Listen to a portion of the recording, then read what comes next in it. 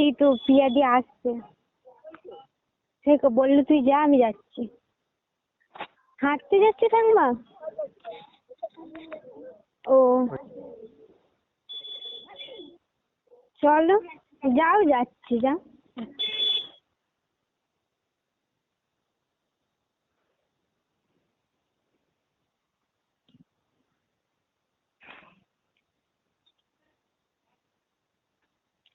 আমি চাই তুমি আমাদের ব্যাপারে কাউকে বলবে না,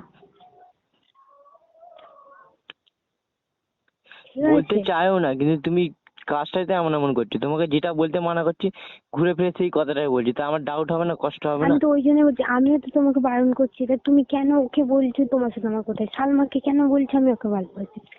কিরকম হয়ে যাচ্ছে এগুলো সব? আমি ওকে একবার বলছি আমি ওকে ভালোবাসি।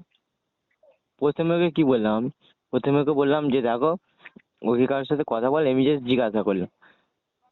ও তখন কি বললো, বললো এর সাথে কথা বলে, ওর সাথে কথা বলে, এই ওই হ্যান ত্যান এরকম করে বললো, ঠিক আছে। বলার পরে আমি আর কিছু অতটা ইয়ে করিনি, ঠিক আছে, আমি আর বিশ্বাসও করিনি, কেউ করিনি। আমি বলি ওই এরকমই করছে, একটু অনেক কষ্ট লাগলো এটা। ও বলে দিলে হয়ে গেল। তারপরে বলার পরে ও আমাকে কি বললো, আমাকে বললো তুমি ওকে ভালোবাসো?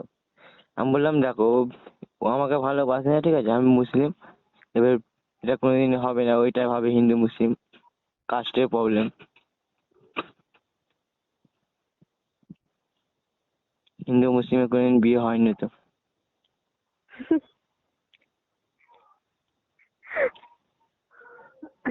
হুম।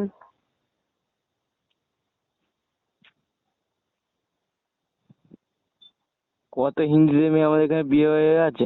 আবার সব আমার যে এ রয়েছে, আমার যে দাদার শ্বশুরের ভাই রয়েছে, সে কি করেছে, সে তো তুমি হিন্দু মেয়েকে, আরেকটা কথা শুনলে? সে তো হিন্দু আর মেয়েকে। একটা আমিরের কথা বলছি, আমিরের মা আমাদের ধর্মের মেয়ে।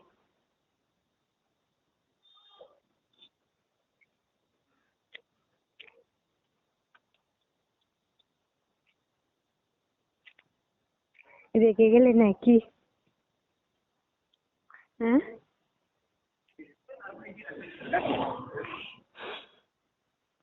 তোমাদের ওখানে এগুলো আলাদা ব্যাপার, আর আমাদের এটা গ্রাম।